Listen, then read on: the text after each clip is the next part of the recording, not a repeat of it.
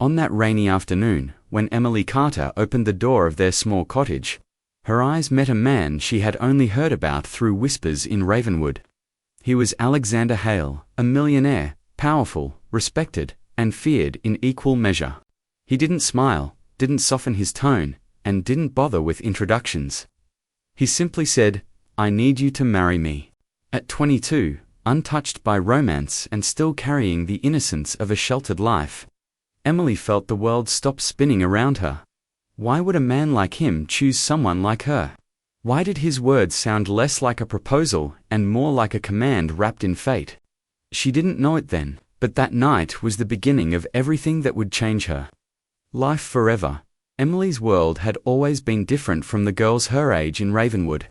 While her school friends spent their days talking about boyfriends, parties, and plans to leave their small town, she found comfort in the quiet corners of the town library. Among shelves heavy with dusty books, silence was her closest companion, and the familiar scent of aging pages was the fragrance of home. Every morning began the same way in the warmth of the kitchen, with the scent of cinnamon bread and fresh coffee filling the air. Her grandmother, Evelyn, would stir sugar slowly into her porcelain cup, her faded blue eyes filled with love as she watched her granddaughter. "Emily, my dear, you need to get out more," she would say with gentle insistence. "A girl your age should be discovering the world, meeting people, living adventures." Emily would always smile, pressing a soft kiss against her grandmother's wrinkled forehead, her fingers brushing through Evelyn's silvery hair. "The world can wait, Grandma. You are my world," and it was true. Evelyn had been her anchor. Ever since that terrible night when Emily was only 8 years old, the memory still haunted her. In fragments, the shrill ringing of the phone late at night, the trembling voice of a police officer, Evelyn collapsing to the floor in grief. Her parents, returning from their 15th wedding anniversary dinner, never made it home. A drunk driver had taken everything from her in seconds. That night, Evelyn had whispered through her tears, "They were talking about you in the car, my girl. They said how proud they were of their smart, sweet daughter. They loved you more than anything." Those words became both comfort and burden, shaping every choice Emily made. At 22, Emily carried her grief like a hidden scar, while other young women her age went out on dates, laughed at parties, and stumbled through first loves. She preferred quiet evenings at the piano her parents had bought when she was born. The yellowed keys sang with a sweet melancholy under her touch, filling the cottage with music that felt like a prayer. "You play just like your mother," Evelyn would say, pausing to listen, her hands still holding a dish towel. She used to say music was the soul's way of speaking to God. Those words reminded Emily of what she had lost, but also of the bond that kept her rooted to Evelyn. She had never known the touch of a man. She had never been kissed, never experienced the flutter of passion her friends described in hushed whispers. Her innocence wasn't only physical, it was emotional. Carefully protected by Evelyn, who feared the world might break her granddaughter as cruelly as it had broken her daughter. "Emily, don't you think you're hiding from life?" her best friend Clara once asked as they sat sipping iced tea on the porch. The breeze carried the scent of roses Evelyn grew in the garden. Clara's eyes softened as she added, "You're beautiful, kind, and full of love.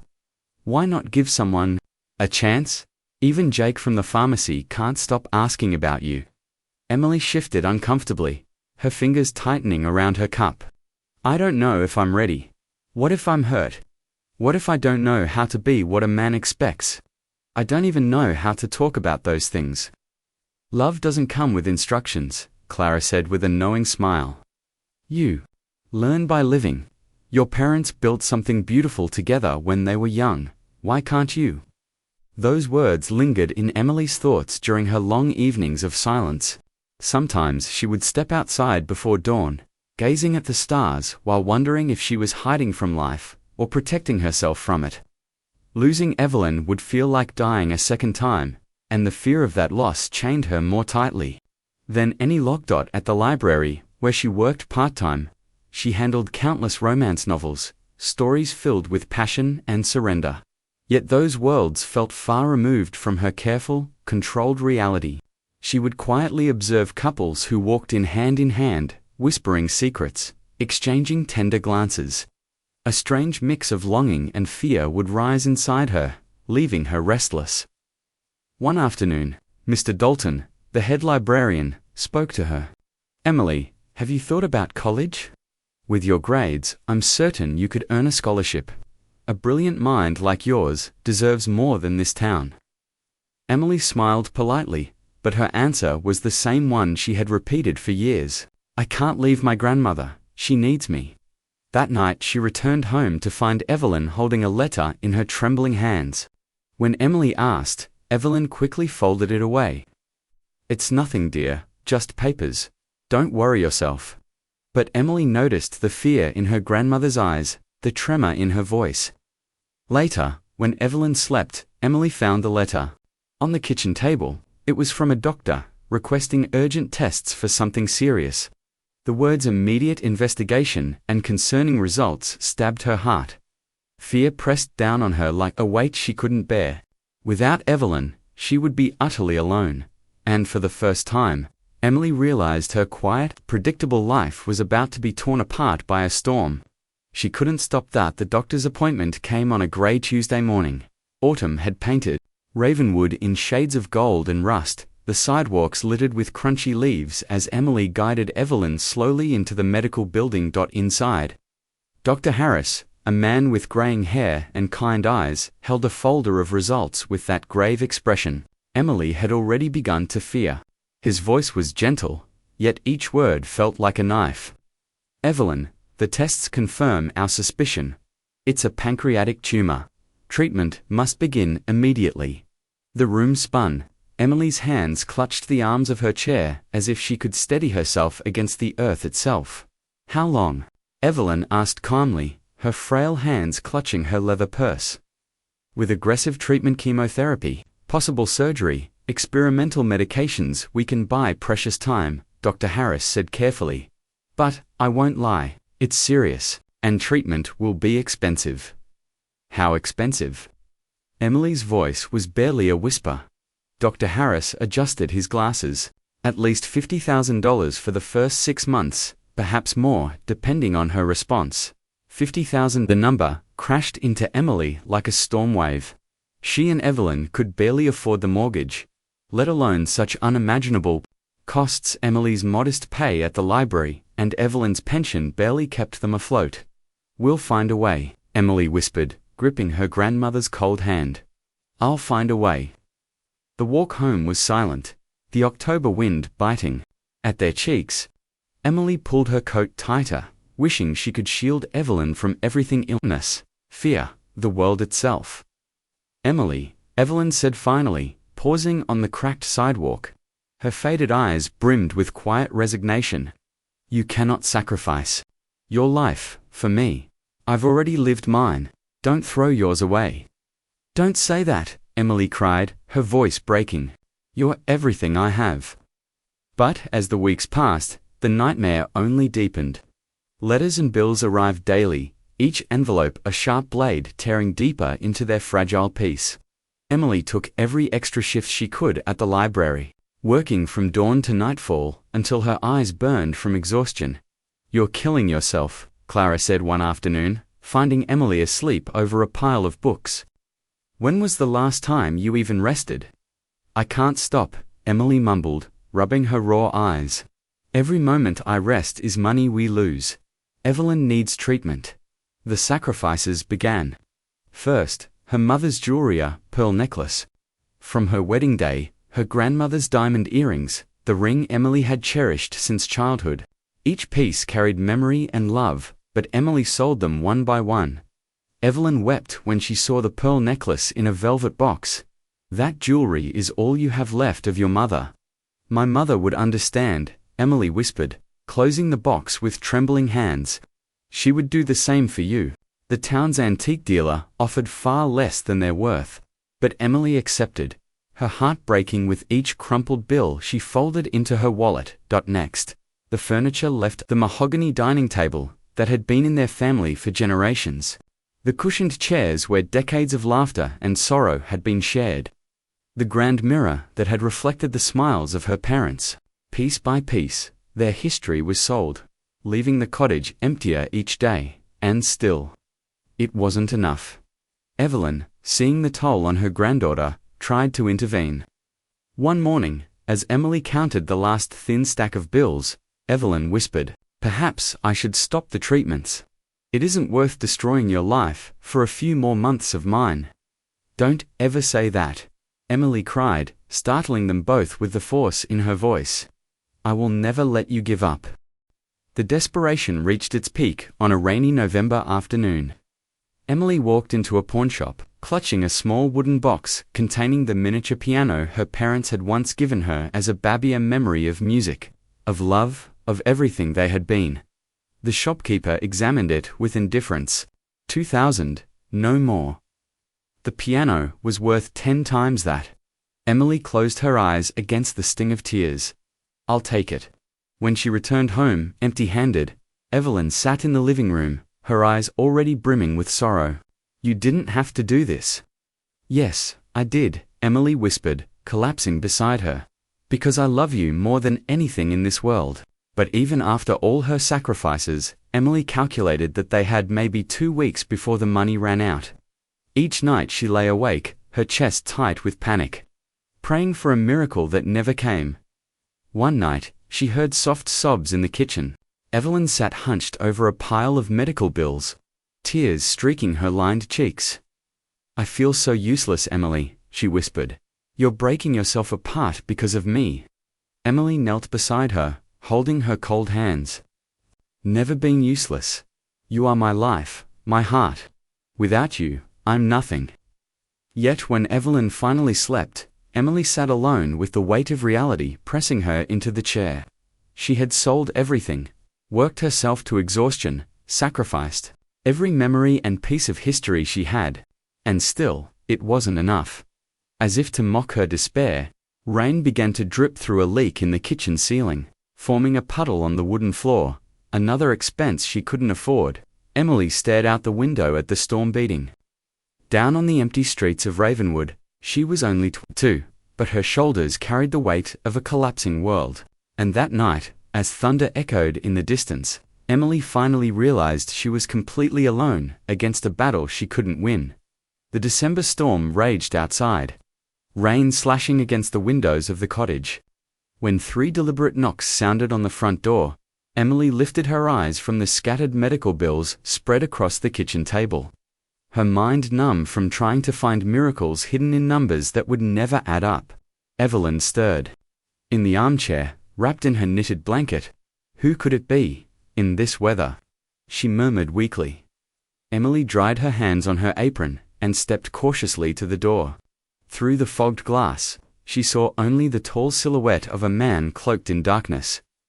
The moment she opened it, the cold, wet wind rushed inside, carrying with it the scent of rain and something else, a musky, expensive fragrance that didn't belong in their small world. The man who stood before her made her catch her breath. Broad-shouldered, his black wool coat clinging to his tall frame, his dark hair damp from the storm, he carried an aura that seemed to bend the air around him. But it was his eyes that truly unsettled her, steel gray, sharp as blades, studying her with a precision that made her feel stripped bare. "You're Emily Carter," he said. Not a question, a certainty. His voice was deep, controlled, and carried a weight of authority that silenced the storm itself. "Yes," she stammered, pulling her cardigan tighter around her thin frame. "Can I help you?" He didn't smile, didn't apologize for intruding. He only observed her for a long, unnerving moment, then finally spoke. "Alexander Hale," he said.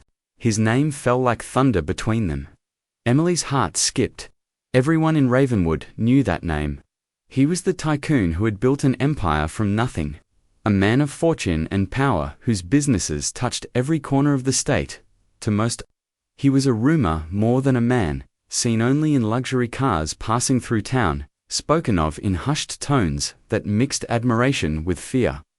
What do you want with me?" Emily asked, her voice fragile against the roar of the storm.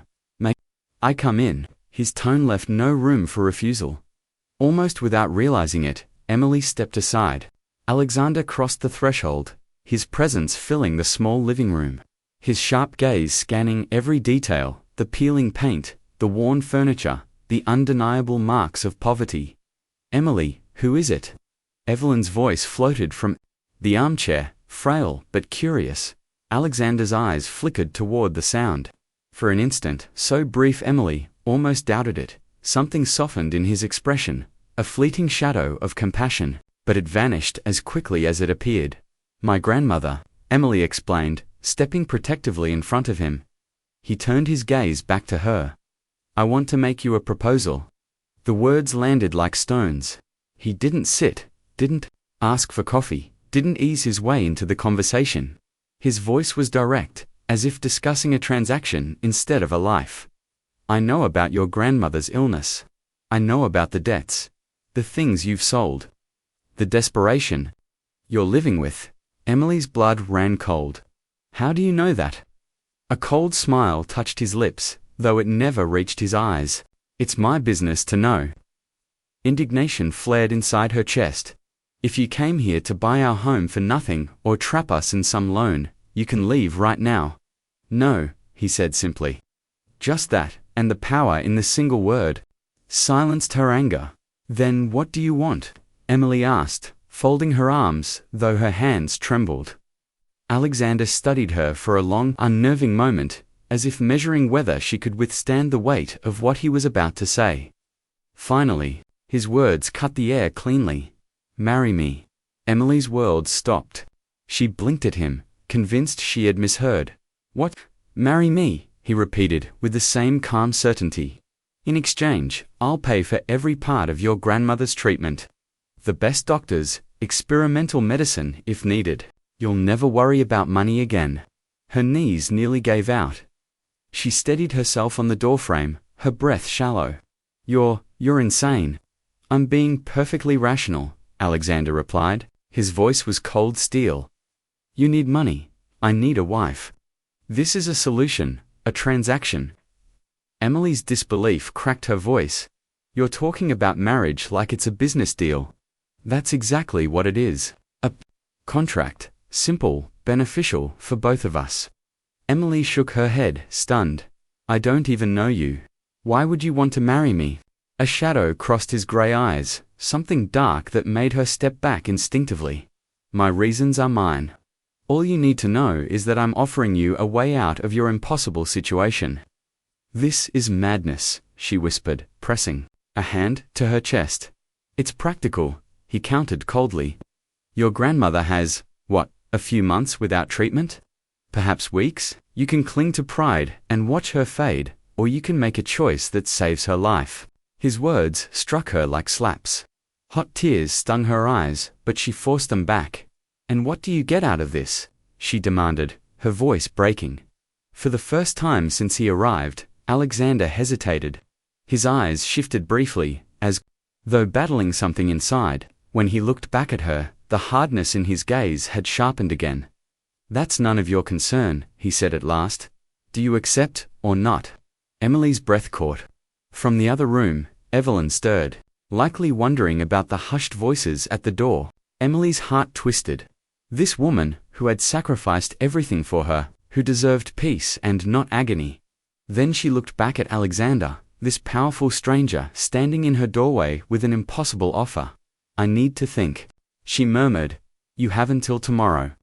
He turned to leave, his coat catching the wind. "I'll return at 7 for your answer." At the door, he paused without looking back. "Remember, your grandmother doesn't have time for your doubts."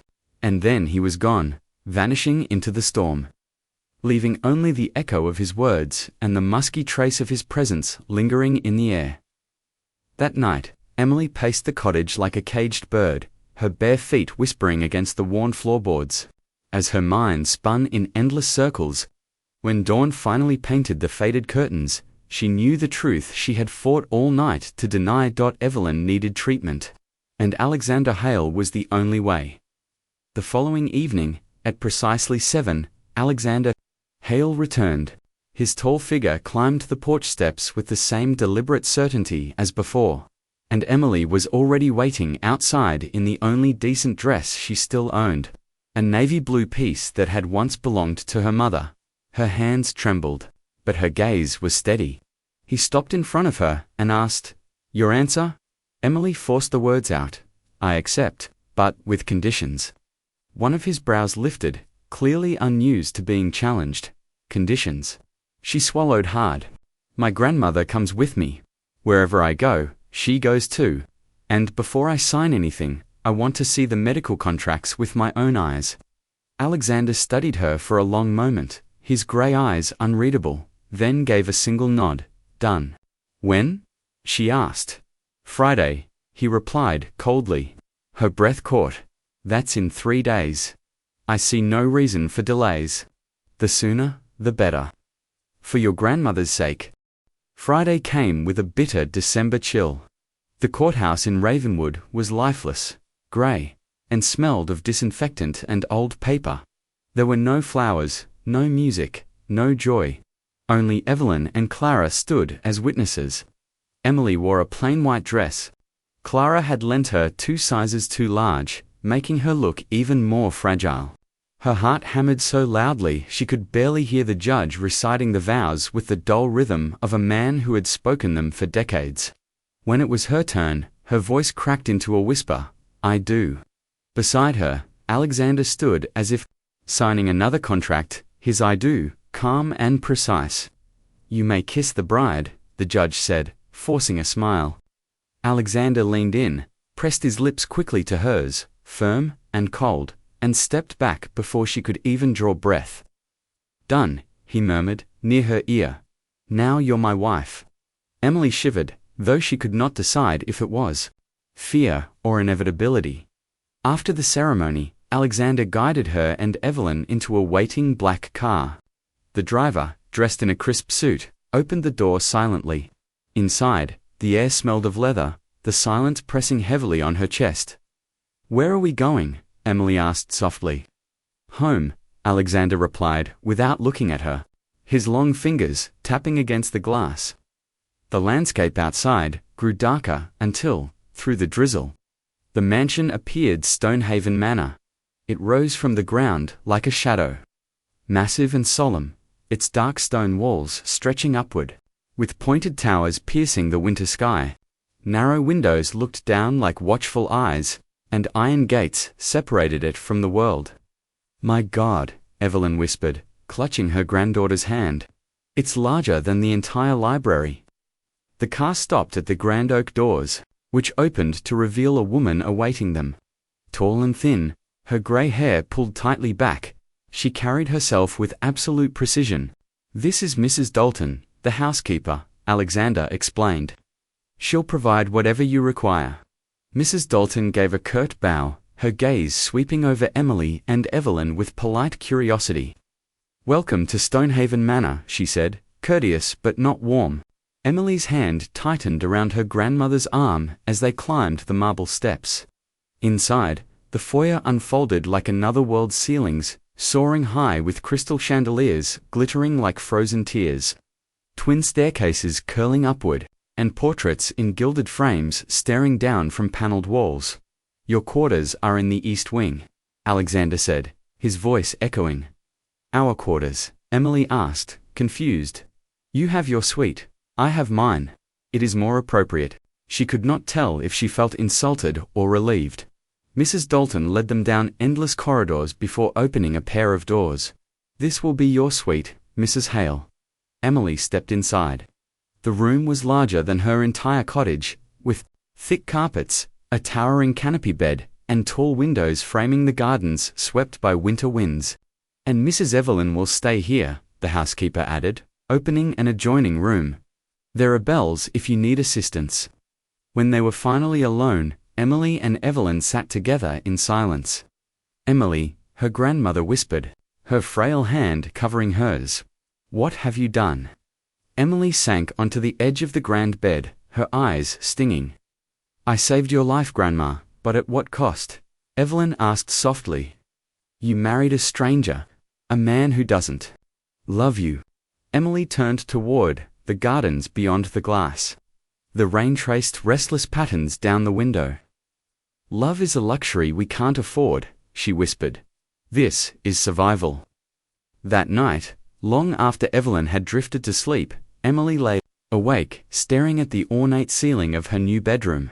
Every creak of the old house echoed louder in the silence, the whisper of wind through the windows, the groan of wood, the sound of footsteps she couldn't place. She was married now, married to a man she barely knew, living inside a mansion that felt like a castle from a dark fairy tale.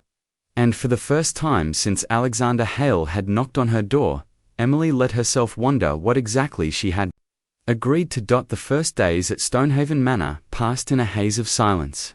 Each morning, Emily woke, expecting to find herself back in the little cottage with Evelyn, only to open her eyes to vaulted ceilings, velvet drapes, and the weight of shadows pressing from every corner. The mansion was too big, too empty, its corridors endless and its silence heavy enough to feel alive. Mrs. Dalton set a strict routine, as if Emily were another piece of the household she managed. Breakfast at 8, in a smaller dining hall that was still larger than their old kitchen. Lunch at noon in the formal dining room where the table stretched so far, Emily felt lost sitting at one end. Dinner at 7 sharp, served with cold precision, by servants who moved like ghosts, appearing and vanishing without a word. Alexander rarely joined her for meals. Sometimes she glimpsed him through tall windows, pacing the gardens with a phone to his ear, his dark silhouette stark against the grey winter sky. Other times, she only heard his voice drifting through distant corridors, calm but commanding, carrying the kind of authority that made people obey without question. One morning, unable to resist her curiosity, Emily asked Mrs. Dalton, "Where does he spend all his time?" The housekeeper's movements were deliberate as she set the table. "Mr. Hale has his business. He is a very busy man." But her eyes flickered away, and Emily felt certain it was not the full truth. Left alone, she began exploring. Her footsteps echoed in endless hallways as she discovered rooms filled with antique furniture, old paintings, and rugs from distant lands. The mansion's library stretched from floor to ceiling, crammed with books in languages she didn't recognize. In the conservatory, exotic plants grew lush and untamed. A music room held a grand piano, perfectly tuned but covered in a thin coat of dust, as though no one had touched it for years. But not every door opened. The entire west wing was blocked by a discreet chain across its entrance. When Emily once asked about it, Mrs. Dalton's answer was curt. "Those are Mr. Hale's private rooms." She changed the subject before Emily could press further, and then came the whispers. At first, she thought they were the natural creaks of an old house, wood shifting, pipes groaning. But slowly she realized they were voices. Low, indistinct, conversations that seemed to come from nowhere and stopped the moment she tried to follow them. She heard them late at night when the halls should have been empty, or in the early dawn before anyone stirred. One evening, the voices grew so clear she pressed her ear against the wallpaper of her room, convinced there were people on the other side. Evelyn, recovering in her adjoining suite, looked at her with concern. "What is it, dear?" "Voices," Emily whispered. "It's like people are talking just beyond the wall." Evelyn smiled gently. "This house is old, Emily. Old houses make strange sounds." But Emily knew the rhythms of the servants by now. She knew the hours of cleaning, the comings and goings. These whispers never matched. Restless, she decided one night to follow the sound. Moonlight spilled across the hallway as she slipped barefoot from her room. The silk nightgown Mrs. Dalton had provided clinging to her as the cold marble floor sent chills up her legs. The voices drifted toward the grand staircase, clearer than ever, two men speaking in urgent tones. She froze when she recognized Alexander's voice, sharp and low. "It can't continue like this," the other man hissed. "It's too dangerous." "It's necessary," Alexander answered with calm precision. "She can't know, not yet." Emily pressed against the wall, her heart pounding. Who couldn't know what resemblance? What danger? The other man's voice was strained. "But if she finds out, If she starts asking questions, Alexander cut him off. Then we'll deal with it when it happens. Her stomach tightened. The unknown man lowered his voice, but Emily caught fragments. The resemblance. It's disturbing. Especially with her wearing those dresses. It's like enough, Alexander snapped, his tone final. She leaned closer, desperate to glimpse the second figure, but her foot slipped slightly on the marble. The small sound cracked the silence like a shot. The voices stopped instantly. For one agonizing moment, there was only silence. Then came footsteps, slow and deliberate, heading straight toward her. Emily's pulse roared in her ears. She darted back down the corridor, the chill floor slick beneath her feet. She reached her room, slipped inside, and closed the door silently. Pressing her ear to the wood, the footsteps stopped right outside. She held her breath, every muscle trembling. Imagining Alexander on the other side, knowing she had heard too much. The silence dragged until finally the footsteps moved away, fading into the distance. Emily collapsed onto her bed, clutching her blanket as questions swarmed her mind. What secrets was Alexander hiding? What resemblance had the man spoken of? And why was she forbidden from knowing? The next morning, Alexander appeared at breakfast. For the first time in days, his presence filled the room effortlessly, and his grey eyes studied her with an intensity that unsettled her. "Did you sleep well?" he asked, his voice too casual. Emily stirred her coffee without drinking it. Yes, the lie burned on her tongue. "Good," he said, though the sharpness in his gaze made her certain he knew otherwise. "Mrs. Dalton mentioned you've been exploring. I trust you're feeling at home." Emily forced a small smile. "It's a very interesting house." Alexander leaned back slightly, his lips curving in a smile that carried no warmth.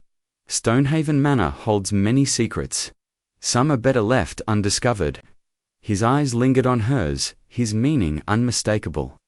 Emily lowered her gaze, her heart pounding.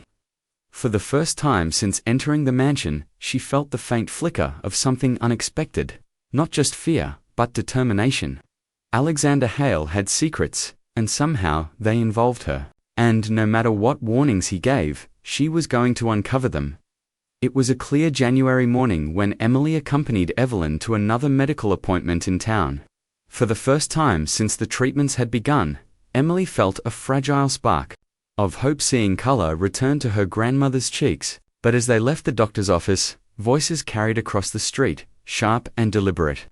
Meant to be overheard. "There goes the new Mrs. Hale," sneered Mrs. Patterson, one of Ravenwood's most notorious gossips. She stood with Mrs.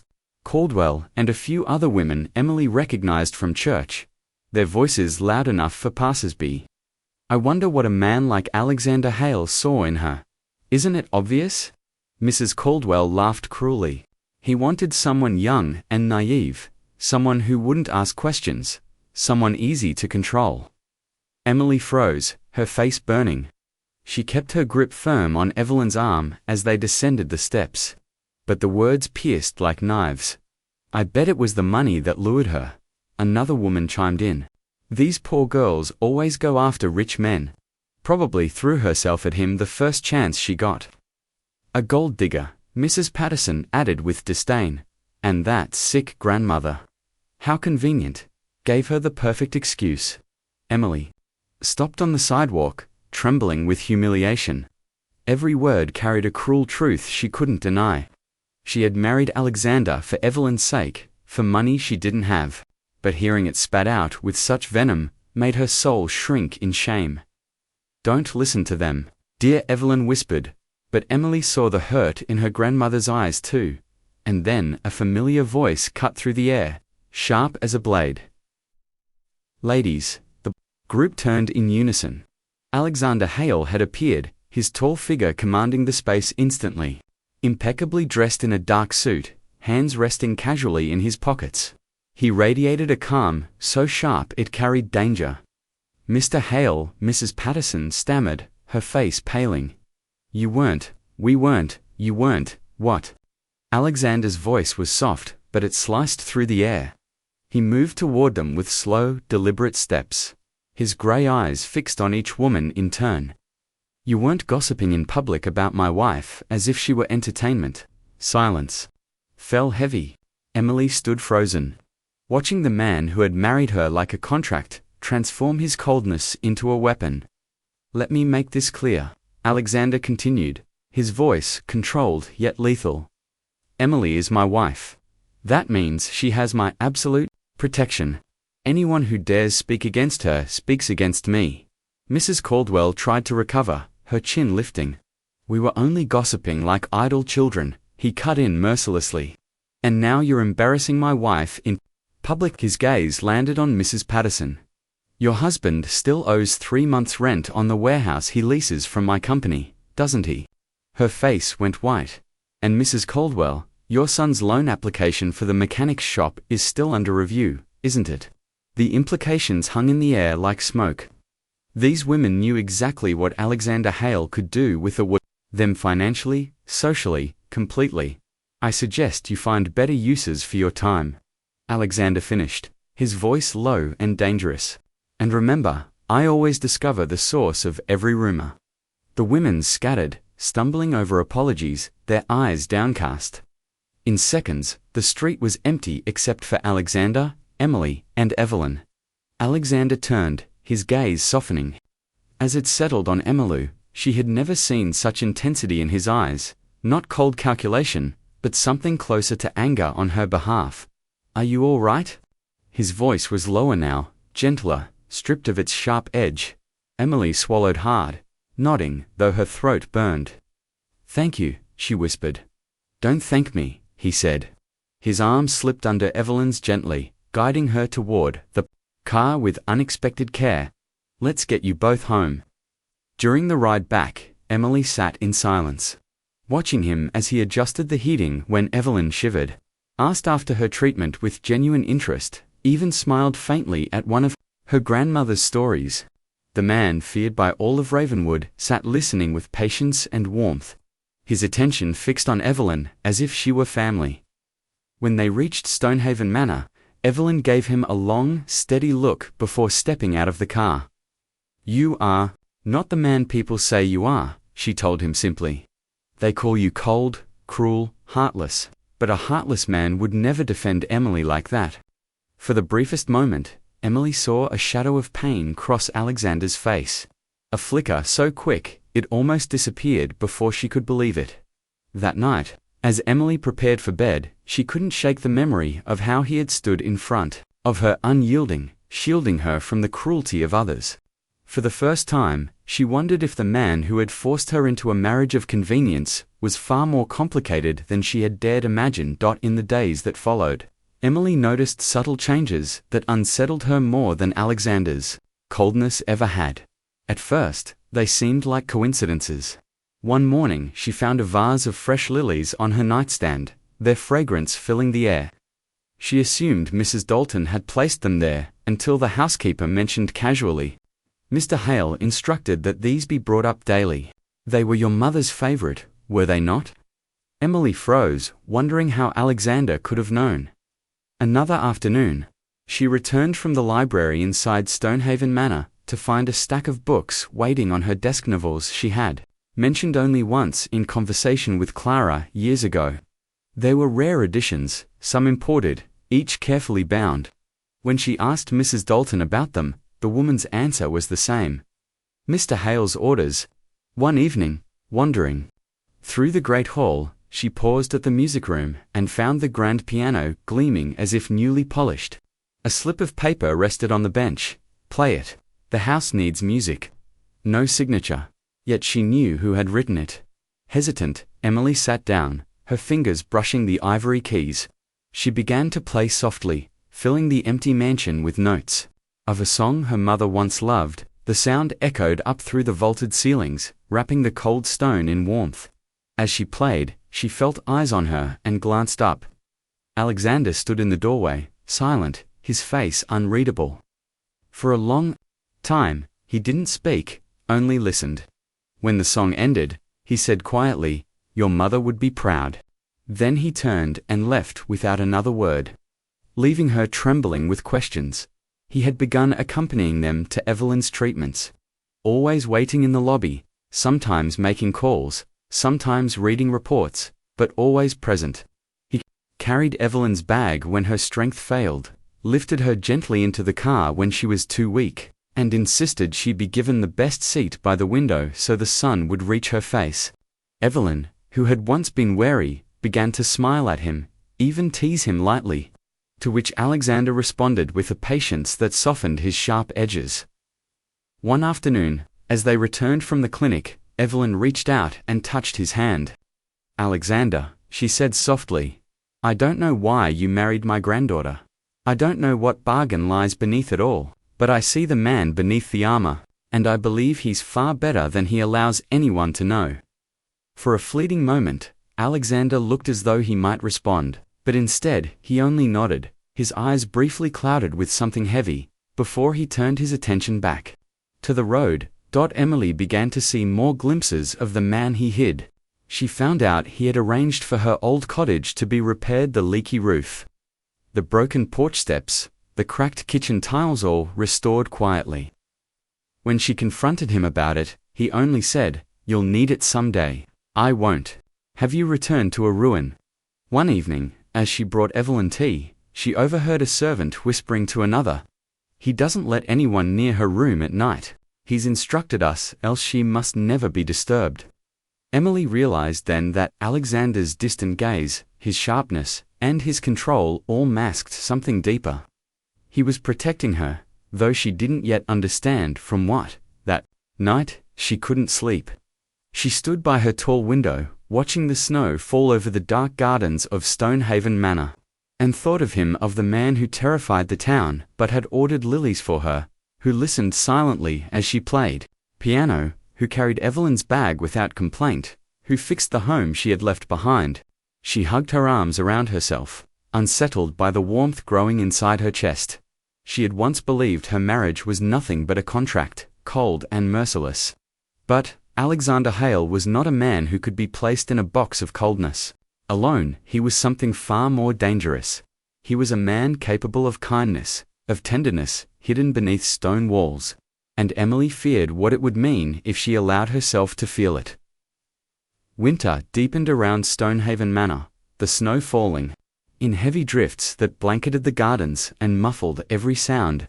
Inside, the fire crackled in the grand hearth, but the mansion remained cold, its shadows clinging stubbornly to the walls.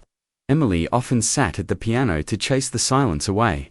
Yet she could never shake the sense that the house itself was watching her, guarding secrets she was not meant to know. One night, as the storm howled outside, Emily woke with a start. The air felt heavy, thick with dread, and faintly she heard footsteps echoing down the corridor. She slipped from bed, her nightgown brushing against the floor, and followed the sound until she reached the west wing, the part of the house she had been told never to enter.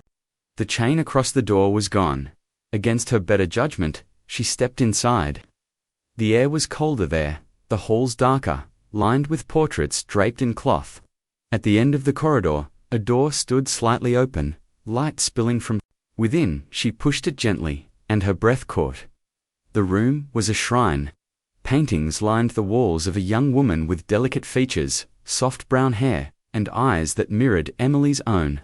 Dresses hung neatly in an armoire, books sat stacked on a table, and a violin rested in its case. It was as though the room had been preserved exactly as its owner had left it. Her name was Alina. Emily spun around. Alexander stood in the doorway, his expression shadowed, his voice stripped of its usual control. "Alina was my sister," he continued, stepping inside. His eyes lingered on the portrait. "She was everything. I was not gentle, kind, unafraid of the world. She filled this house with laughter when all I could do was bury myself in business. She used to play that violin until the halls rang with joy." His voice faltered, and for the first time, Emily saw him not as the untouchable man of power, but as a brother drowning in loss. "What happened to her?" Emily asked softly. He closed his eyes briefly, as though the memory itself was a wound that refused to heal. "She died 5 years ago. A car accident. She was 22, the same age as you." Emily's chest tightened as she turned back to the portrait. The resemblance was undeniable, the the same soft features, the same wide eyes, the same gentle light in her expression. Suddenly the whispers made sense, the servant's unease, the secrecy. That's why. Emily's voice trembled. That's why you chose me, because I look like her. His eyes snapped to hers, storm clouds gathering in their depths. No, he said firmly, though his voice cracked under the weight of it. At first, yes, the resemblance struck me. It shook me in ways I didn't want to admit. But you are not Alina, Emily. You're different. She stepped closer, her heart pounding. Then why marry me like a transaction? Why keep me in this house filled with secrets? He looked at her for a long moment, the silence heavy with all the words he didn't want to say. Finally, he turned away, his hand brushing over the violin case as though it were fragile glass. Because I don't deserve to love again. Not after failing her. Emily felt her throat tighten. You didn't fail her? His jaw clenched. I was supposed to protect her. She trusted me. And the night she died, I was too busy closing a deal to pick her up from the station. She took a cab. The driver had been drinking. By the time I got there, it was too late. I buried her with the guilt I carry every day. The fire in his voice broke into something raw, something vulnerable that tore at Emily's chest. Without thinking, she reached out and touched his hand. For a moment, he didn't move. But when he finally looked at her, the walls he always kept around himself had cracked. Emily, he whispered. Her name a confession on his lips. The storm raged outside, but in that room filled with Elena's memory, Emily saw Alexander not as the cold millionaire the world feared, but as a man shattered by loss, clinging to silence because it was the only way he knew to survive. She didn't know how long they stood there, her hand against his, their eyes locked in the unspoken weight of grief. But she knew something had changed. The contract between them no longer felt like chains of necessity. It felt like the beginning of something far more dangerous, a bond neither of them had expected. One that frightened her more than the secrets of Stonehaven Manor ever could. The winter began to thaw, and with it came a change in Alexander. He was still guarded, still wrapped in armor, forged by years of power and loss. But Emily noticed how often his gaze lingered on her now, how his voice softened when he spoke to her grandmother, how silence between them no longer felt like a prison but something that carried weight, as though every unspoken word mattered more than speech. One Friday afternoon, he entered the drawing room where Emily sat reading to Evelyn. Pack a bag, he said, his tone calm but firm. For both of you. Emily frowned. Where are we going? To the coast, he replied. Stonehaven is too heavy. You both need air, and so do I. The journey was long, the car carrying them away from Ravenwood, until the scent of salt water filled the air. At last, the sea appeared, glittering under a pale spring sun, waves crashing against jagged rocks. Nestled along the cliffs stood a glass-walled villa, sleek and modern. So, unlike the somber weight of the manor, this is mine, Alexander explained as he guided Evelyn inside, ensuring she settled comfortably in the sunlit parlor overlooking the sea. Few know about it. It is a place I keep separate. Emily stepped onto the terrace, the wind whipping her hair as she inhaled the sharp temps of salt. The horizon stretched endlessly, untamed and wild. For the first time in months, she felt something inside her loosen, as though the ocean itself reminded her there was more to life than shadows. That night, Evelyn slept early, lulled by the sound of the waves. Emily found herself standing barefoot on the beach, the moon casting a silver path across the water. She didn't hear Alexander approach until his coat brushed her shoulder. You shouldn't walk alone, he said quietly. It's beautiful. She whispered, eyes fixed on the horizon. He looked at her, his face touched by moonlight. Yes, he said, though she knew he wasn't looking at the sea. They walked in silence until she shivered, the ocean breeze biting against her thin dress. Without hesitation, he removed his coat and draped it over her shoulders. His fingers lingered briefly against her arms, warm and steady, sending a current through her she could not ignore. Why did you really bring us here? She asked softly. His grey eyes flickered with something she had never seen so clearly before: vulnerability. "Because here, I can breathe, and I thought, maybe you could too." The waves crashed harder, echoing the pounding of her heart. "You don't have to carry everything alone," Emily whispered. "Elena's death wasn't your fault." He looked away, jaw tight. "You speak as if forgiveness is simple. But guilt has a way of carving itself so deeply into you that even the sea cannot wash it away." Her hand found his almost without thought. His fingers tightened around hers, as though he had been waiting for that touch longer than he would ever admit. When he turned back to her, the walls he always built stood broken, and what she saw in his eyes made her chest a loneliness, longing, and a hunger for something he had denied himself for too long. "Emily," he whispered, her name raw on his lips. She felt the world tilt as he reached for her, his hand sliding to the back of her neck, his forehead resting gently against hers. For a long moment, they stood like that, neither moving, as though both were afraid the spell would break. Then his lips touched hers, cold, not transactional, but real. Filled with years of silence and a fire he could no longer control. The kiss deepened, waves crashing louder behind them, the salt of the sea mixing with the taste of him. Her hands clutched his shirt as though letting go would mean drowning, and his arms wrapped around her with a strength that felt less like possession and more like surrender. When they finally pulled apart, breathless, Emily's eyes shone with unshed tears. "What are we doing?" she whispered. "Something inevitable," he said, his voice hoarse. They walked back to the villa hand in hand, silence heavy with meaning. That night, in the glow of the fire, they sat close enough that every brush of his hand against hers felt deliberate. The contract that had bound them no longer existed in that moment. What grew between them was fragile, dangerous, and real. For the first time, Emily no longer felt like a stranger trapped in a bargain. She felt like a woman stepping into something she had never known before: love. Spring arrived in Ravenwood, bringing blossoms that lined the streets and sunlight that cut through the grey heaviness of winter. Evelyn's health had improved with treatment, her cheeks rosier, her laugh lighter, though she still tired quickly. For Emily, hope had returned, but with it came confusion, because her marriage no longer felt like survival alone. It had become something she could not deny, something she feared as much as she longed for. Alexander remained a mystery. At times he was still cold, lost in his work, disappearing into meetings and phone calls that stretched deep into the night. Yet in the quiet moments, he was someone else. The man who stood beside her on the beach. The man who defended her against the cruelty of gossip. The man who listened to her play piano, who bought her lilies because they reminded him of her mother, who carried Evelyn's bag without complaint. Each glimpse of that man chipped away at the walls Emily had built around her heart. And then one evening, everything changed. She found him in the study, his back to her, staring at a decanter of untouched whiskey. Papers were spread across the desk, contracts and reports, but he wasn't reading them. His shoulders were tense, his hands clenched at his sides. "Alexander," she said softly.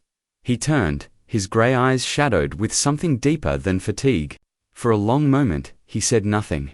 Then finally, with a sharp breath, he spoke. "I've been unfair to you, Emily." Her brows furrowed. "What do you mean?" He crossed the room until he stood only a step away, his presence overwhelming. "I forced you into this marriage as a contract. I gave you no choice, no freedom. I told myself it was practical, that it was what we both needed.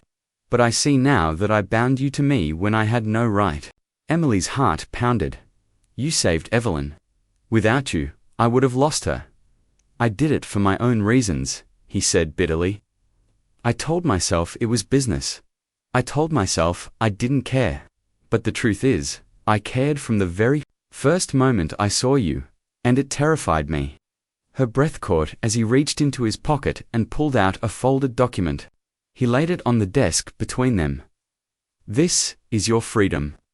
Divorce papers, already signed. If you choose, you can walk away and you'll keep everything I promised to your grandmother's care." The cottage restored financial security for life, No conditions, you'll be free. Emily stared at the papers, her chest tightening with every heartbeat. She had dreamed of escape once, of reclaiming her independence. Yet now, staring at her freedom, she felt only fear.